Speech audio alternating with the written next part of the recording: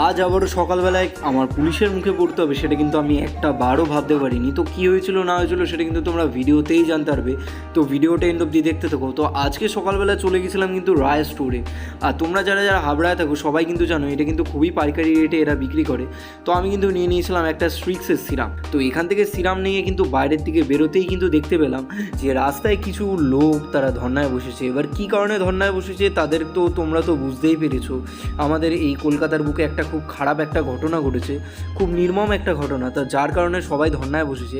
তো যথারীতি পুলিশ এসে বিষয়টাকে হ্যান্ডেল করা যায়, অনেকটা টাইম কাটানোর পরে কিন্তু ধর্নার থেকে ওঠে। তো তারপরে কিন্তু আমি চলে গেছিলাম মিয়ামোড়ে ঢোকার সাথে সাথেই কিন্তু দেখতে পেলাম এত ডিলিশিয়াস একটা কেক। কিন্তু মিয়ামোড় থেকে আমি বেশ কিছু পেস্ট্রি কিনবো আর তার জন্যই কিন্তু চলে এসেছিলাম মিয়ামোড়ে। আর মিয়ামোড়ে তো তারপর তো দেখলাম যে পেস্ট্রিগুলো তো মানে এত টেস্টি লাগছিল।